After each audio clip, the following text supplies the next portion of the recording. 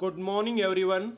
You are welcome to the YouTube channel of Hans Vahini Classes, Pallu Hanumangarh. Let us start our English class. हम पढ़ रहे थे parts of speech और part of speech का भाग पढ़ रहे थे वर्ब। वर्ब को हम दो भागों में बांटते हैं। हमने दो भागों में बांटा था, एक तो था हमारा हेल्पिंग वर्ब और एक मेन वर्ब। हेल्पिंग वर्ब और एक मेन वर्ब। हेल्पिंग वर्ब को भी फिर हमने दो भागों में बांटा था, प्राइमरी हेल्पिंग वर्ब और मॉडल्स। प्राइमरी हेल्पिंग वर्ब्स और मॉडल्स। प्राइमरी हमारे पास बी, हैव और डू, ये तीन है, और मॉडल कैन, कुड, ऐसे करके 13।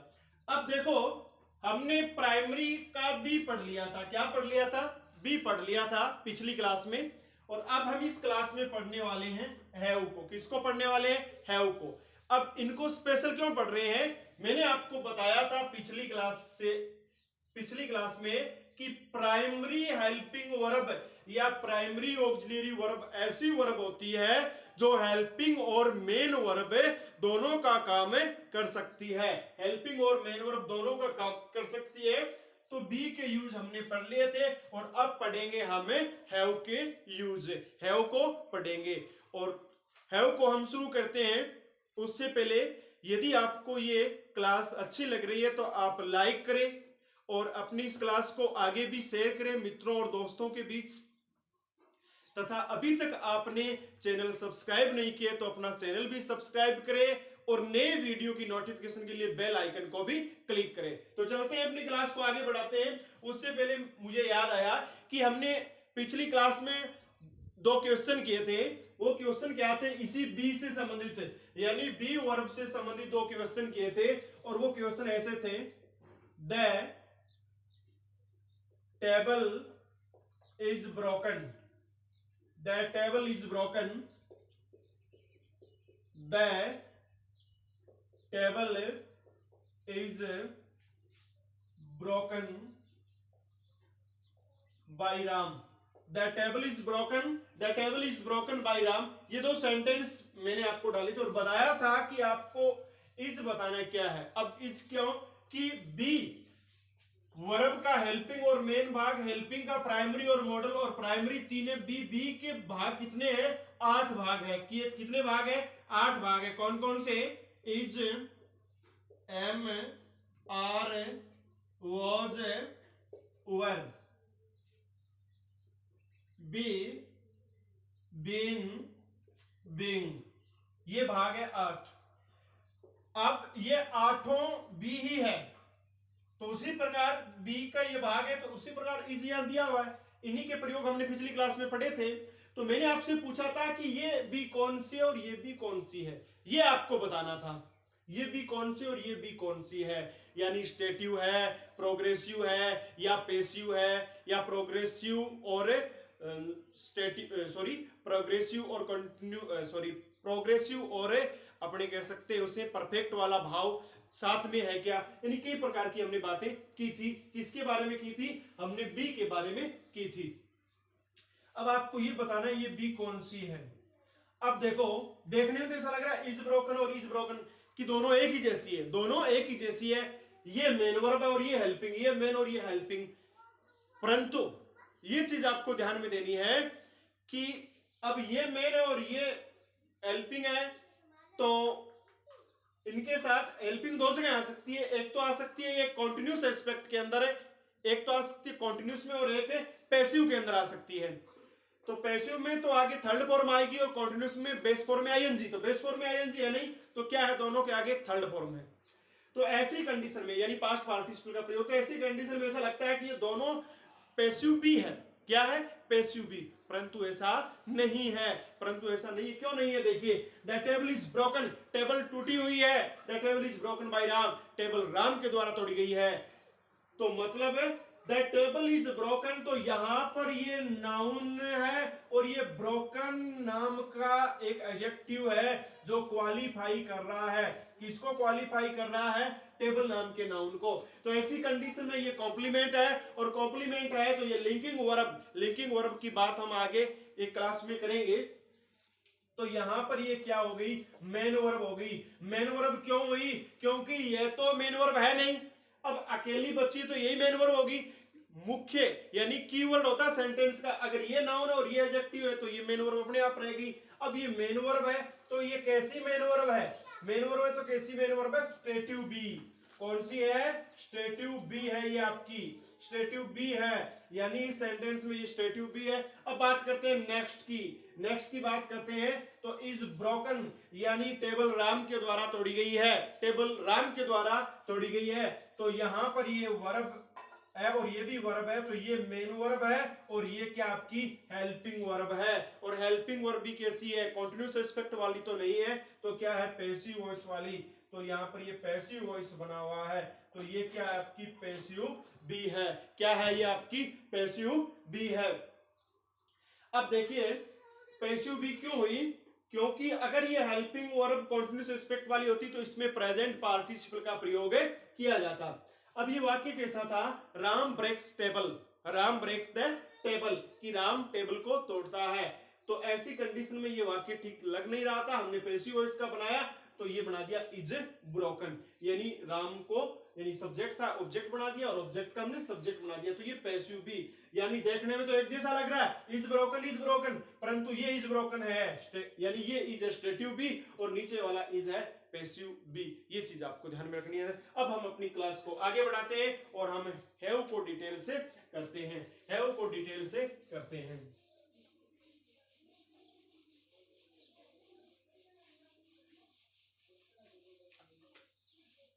हम पढ़ रहे हैं प्राइमरी वर्ब, हम पढ़ रहे हैं प्राइमरी वर्ब, और प्राइमरी में हमने क्या कर लिया, बी को कर लिया, कि हमारे पास ये बी, हैव और डू, ये तीन ही है प्राइमरी, और इनमें से हमने बी कर लिया। अब बारी है हैव की, किसकी बारी है, हैव की। तो अब हम शुरू करते हैं हैव को। हैव की फॉर्म कौन कौन सी है, हैव की फॉर्म एक तो खुद हैव है, एक हैज है, एक पास्ट टेंस के अंदर हैड है, और एक पार्टिसिपल है इसका प्रेजेंट है हैविंग, ठीक है। तो ये इसकी फॉर्म है। अब सबसे पहले हम इसे हेल्पिंग वर्ब के रूप में पढ़ते हैं, as a helping verb, as a helping verb, helping verb के रूप में पढ़ते हैं, हेल्पिंग वर्ब के रूप में पढ़ते हैं। तो ये परफेक्टिव भाव या भाग दिखाती है हमें, तो कह सकते हैं अपने टू सो परफेक्टिव एस्पेक्ट, ये क्या दिखाती है, परफेक्टिव एस्पेक्ट दिखाती है। तो ऐसी कंडीशन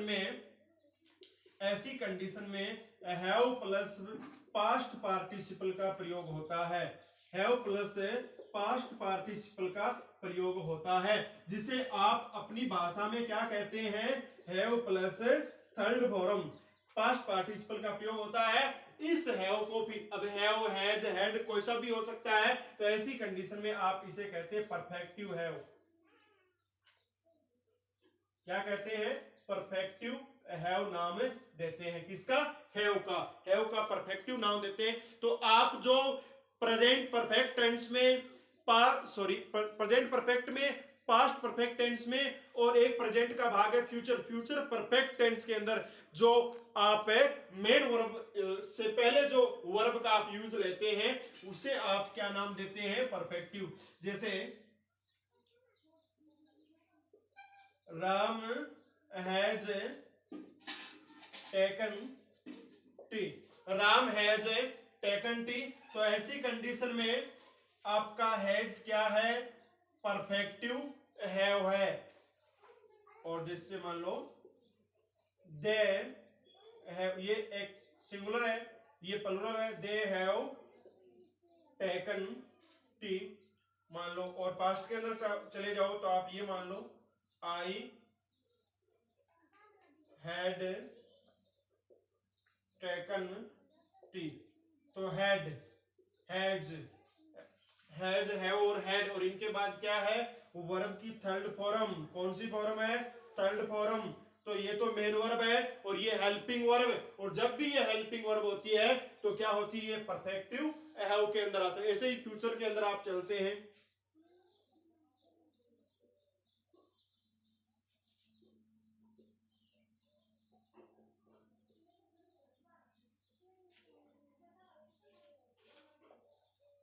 तो यहाँ पर विल के बाद आप हैव का प्रयोग करते हैं, तो ये हैव भी आपका क्या है, परफेक्टिव हैव।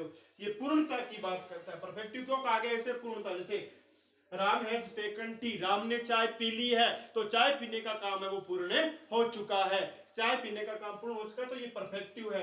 तो इन चारों सेंटेंस के अंदर आपका हैव क्या है, परफेक्टिव है। ये सिंगुलर फॉर्म है, ये प्लूरल फॉर्म है, और ये पास्ट टेंस है, और ये फ्यूचर की बात हम कर रहे हैं, चाहे विल हो चाहे शैल हो। ये था हेल्पिंग वर्ब। हेल्पिंग वर्ब में केवल और केवल एक ही प्रकार से यूज होता है, बाकी आप नेगेटिव और इंट्रोगेटिव जानते हो। नेगेटिव और इंट्रोगेटिव क्या होता है, भी इंट्रोगेटिव में तो हैज राम से पहले आ जाता है, और नेगेटिव में हैज के बाद नॉट का प्रयोग और हो जाता है, बाकी सेम रहता है। तो हमने पढ़ लिया इसे हेल्पिंग वर्ब के रूप में, हैव को हमने पढ़ लिया हेल्पिंग वर्ब के रूप में। अब हम आगे बढ़ते हैं मेन वर्ब के रूप में, आगे बढ़ते हैं मेन वर्ब के रूप में। हेल्पिंग वर्ब में तो एक ही प्रयोग था, एक ही प्रकार से इनका प्रयोग हम कर सकते हैं, लेकिन मेन वर्ब में हम इसे 2-3 प्रकार से यूज में ले सकते हैं। मेन वर्ब में इसे 2-3 प्रकार से यूज में ले सकते हैं।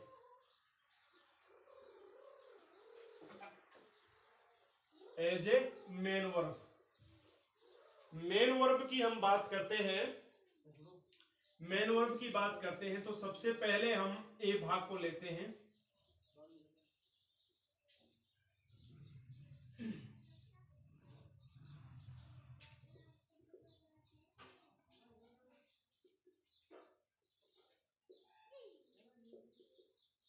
टू शो पोजेशन, पोजेशन होता है स्वामित्व, स्वामित्व बताने के लिए भी इसका प्रयोग किया जाता है हैव का मेन वर्ब के रूप में, और उसे हम कहते हैं पजेसिव हैव। क्या कहते हैं, पजेसिव हैव। पजेसिव हैव उसका हम नाम देते हैं। टू शो पोजेशन, स्वामित्व के लिए, मेरे पास ये है, उसके पास ये है, इस प्रकार की जो भाव या विचार होते हैं। देखिए आप, जैसे आई have A car, she has a car, he had a car, he will have a car. यानी इन 4 वाक्यों में ये जो आपकी हैव आई है, इन 4 वाक्यों में जो हैव आई है, ये हैव आपकी मेन वर्ब है। हैव क्या है, मेन वर्ब है। मेन वर्ब इसलिए इसके बाद कोई वर्ब नहीं है, अगर इसके बाद वर्ब होती है तो ये हेल्पिंग वर्ब है। तो यहां भी नहीं है, यहां भी नहीं है, यहां भी नहीं है, और यहां भी नहीं है। इससे पहले तो हेल्पिंग वर्ब आ गई, और हेल्पिंग वर्ब आते ही ये सिद्ध भी कर दिया कि ये क्या है, मेन वर्ब। हालांकि ये निष्कर्ष नहीं निकाल सकते कि एक हेल्पिंग वर्ब के बाद मेन वर्ब ही आती है, ये कोई जरूरी नहीं होता। हेल्पिंग के बाद हेल्पिंग वर्ब 1-2 बार आ सकती है। तो इन वाक्यों के अंदर पोजेशन का भाग है, पोजेशन का भाग स्वामित्व का भाव है, आउन कह सकते हैं अपने, जैसे पजेस या आउन की बात करते हैं।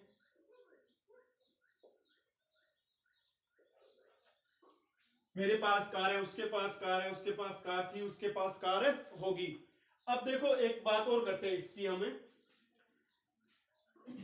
ये जो हमने पोजेशन पढ़ा है, इसके नेगेटिव, और आप बाकायदा नोट्स बना रहे हैं तो लिख भी सकते हैं नोट लगाकर, कि जब इसके नेगेटिव और इंट्रोगेटिव की बात आएगी, वाक्य के नेगेटिव और इंट्रोगेटिव बनाने हैं आपको, वाक्य के नेगेटिव और इंट्रोगेटिव सेंटेंस बनाने हैं, तो ऐसी कंडीशन में ये मेन वर्ब होते हुए भी, ये मेन वर्ब होते हुए भी इसके साथ कोई दूसरी वर्ब न लगाएंगे तो भी हमारा वाक्य नेगेटिव और इंट्रोगेटिव बन सकता है। कैसे बन सकता है, जैसे आई have A car, I have A car, तो इसका अगर आप नेगेटिव बना रहे हैं तो I have not a car, I have not a car. अब आपके पास एक ही मेन वर्ब थी तो भी आपका वाक्य 100% सही है।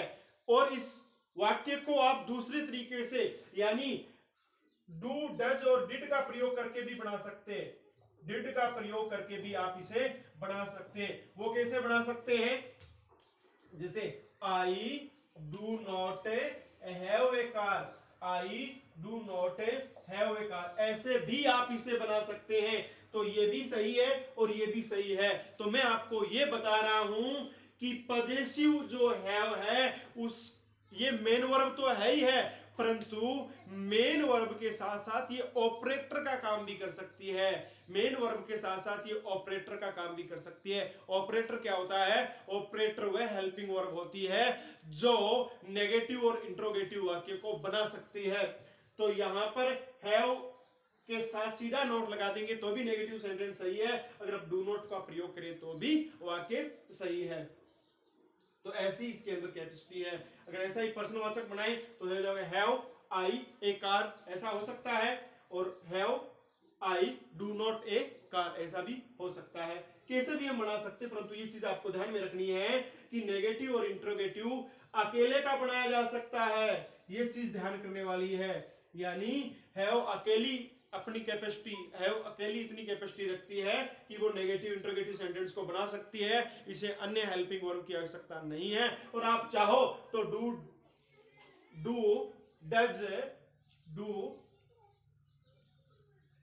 डज और डिड का प्रयोग करके भी आप वाक्य को बना सकते हैं, जैसे ये वाक्य आपने बना रखा है।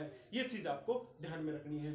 तो हम पढ़ रहे हैं एज ए मेन वर्ब के रूप में किसका प्रयोग है? हैव का। हैव को पढ़ रहे हैं। किसको पढ़ रहे हैं हम? हैव को पढ़ रहे हैं। हैव क्या है? हमारी प्राइमरी वर्ब है, प्राइमरी ऑक्सिलरी वर्ब है, और हम उसका मेन वर्ब का भाग पढ़ रहे हैं। तो टू शो पोजीशन यानी संबंध बताने के लिए इसका प्रयोग किया जाता है। अब हम आगे की बात करते हैं इसकी।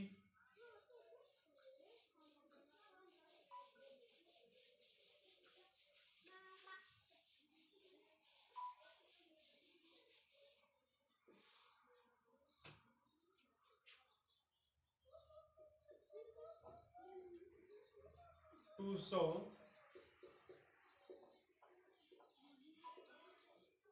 एक्सपीरियंस,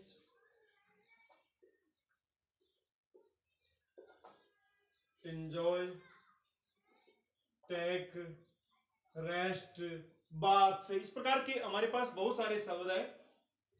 और ऐसी कंडीशन के अंदर इस हैव को हम क्या कहेंगे?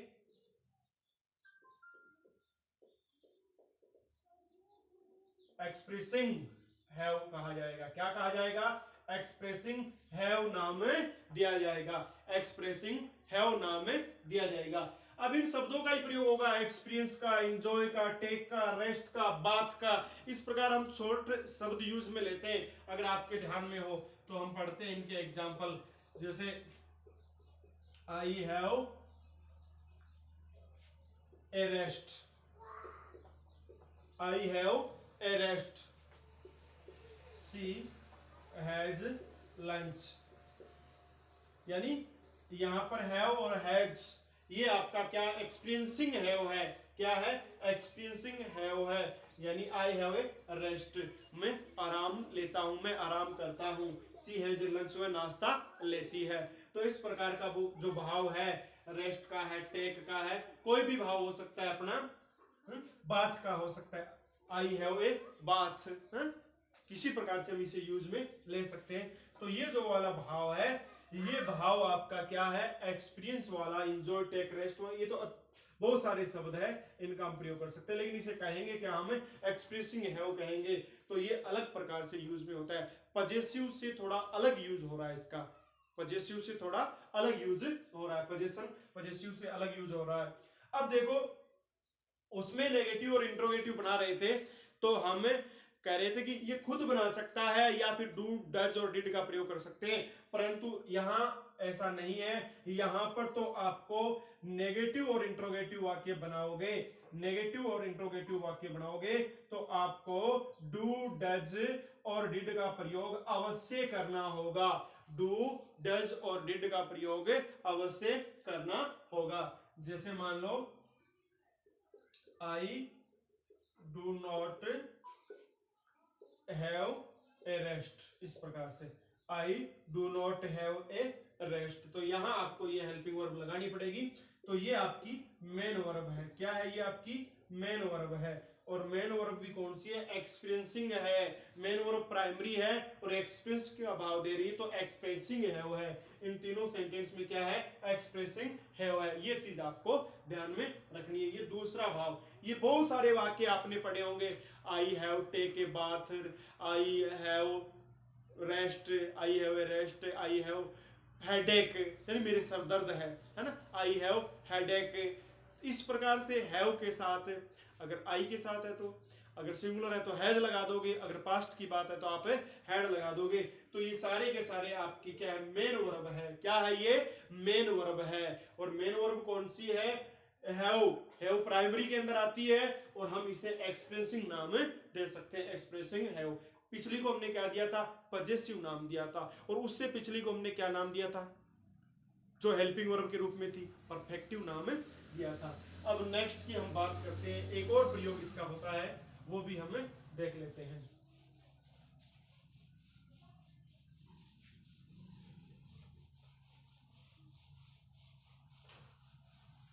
तो नेक्स्ट अपने पास सी नंबर लगा देते हैं बिंदु का, टू शो ऑब्लिगेशन। ऑब्लिगेशन का मतलब क्या होता है, बाध्यता। क्या मतलब होता है, बाध्यता। तो बाध्यता के लिए हम इसका प्रयोग करते हैं। जब बाध्यता के लिए इसका प्रयोग करते हैं तो इसका नाम क्या हो जाता है, ऑब्लिगेटरी। क्या हो जाता है, ऑब्लिगेटरी हैव हो जाता है। इसका नाम क्या हो जाता है, ऑब्लिगेटरी हैव हो जाता है। ऑब्लिगेशन होता है बाध्यता। अब बाध्यता क्यों, मुझे ये कार्य करना पड़ता है, करना पड़ता था, और ऐसी कंडीशन में क्या करोगे आप, हैव के साथ फुल इंफिनिटिव का प्रयोग करोगे। आप किसका करोगे, फुल इंफिनिटिव। समझ गए आप इस बात को। हैव फुल इंफिनिटिव का मतलब क्या होता है, टू प्लस बेस फॉर्म होता है। बेर इंफिनिटिव का सीधी बेस फॉर्म नाम होता है। अब हम इसे आगे एग्जाम्पल के रूप में करते हैं। एग्जाम्पल के रूप में इसे हम करते हैं, सेंटेंस करते हैं। पढ़ता है, पढ़ता था, पढ़ता रहेगा। तो देखो आप इस प्रकार से, I have to get up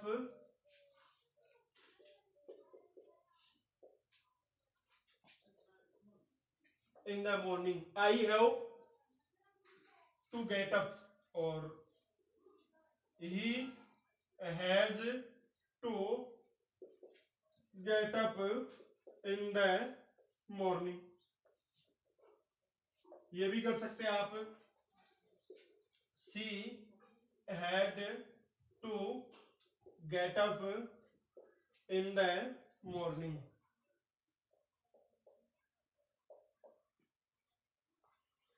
future के अंदर आप जाओ तो ऐसे कर सकते हैं आप, they will have to get up in the morning. ये आप चार वाक्य देखिए, यहां पर आपका है रहा, यहां रहा, यहां रहा और यहां रहा। ये चारों के चारों क्या है, मेन वर्ब है। हैव क्या है, मेन वर्ब। इसमें भी मेन वर्ब, इसमें भी हैव वर्ब है। हैव क्या आपकी प्राइमरी वर्ब है। क्या है ये, प्राइमरी वर्ब है।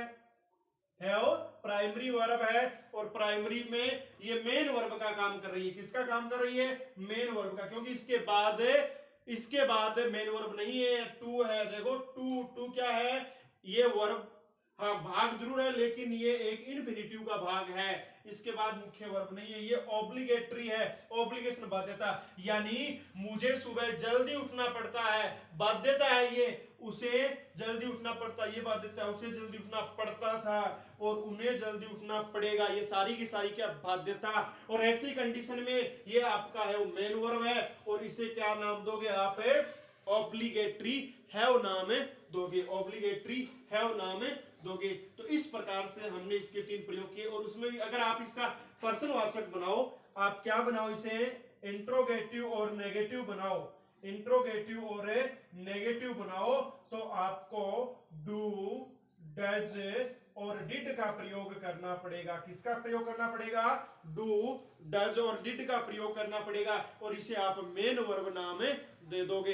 अब जैसे ये मुझे सुबह जल्दी उठना पड़ता है, आप इसे कहें मुझे सुबह जल्दी नहीं उठना पड़ता है, तो ऐसी कंडीशन में आप क्या करोगे, आप आई डू नॉट, क्या करोगे, आई डू नॉट या I don't have to get up, इस प्रकार से, है ना। इसका भी आप बनाना चाहते हो तो इसका इस प्रकार से बनेगा, ही डज नॉट हैव, फिर आप हैव मुख्य यानी बेस फॉर्म है ये, इसी का प्रयोग करोगे आप।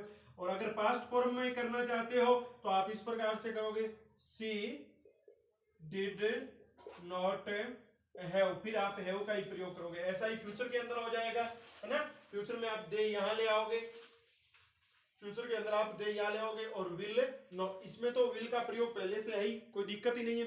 हाँ, तो ये चीज आपको ध्यान में रखनी है, यानी इसमें नेगेटिव इंट्रोगेटिव बनाते हैं आप डू डज और डिड का प्रयोग करोगे। तो ये हमारे हैव के प्रयोग थे, 4 प्रयोग हमने किए। अब मैं आपको 4 वाक्य डाल के देता हूं।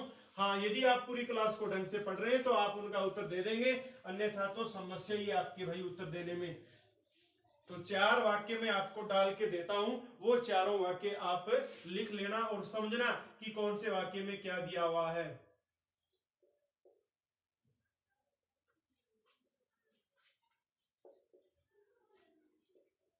एक तो है Pooja has 2 cars, Pooja has 2 cars. दूसरा है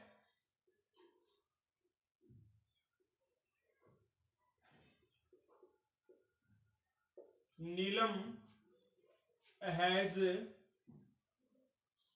ईटन फूड, एक ये है। और तीसरा ये है Pawan has to live here, Pawan has to live here. और चौथा है Sita has headache, has a headache. ये 4 वाक्य हैं। 4 वाक्यों में हैज आपका अंडरलाइन किया हुआ है और आपको मुझे बताना है। मैंने आपको 4 बताए हैं।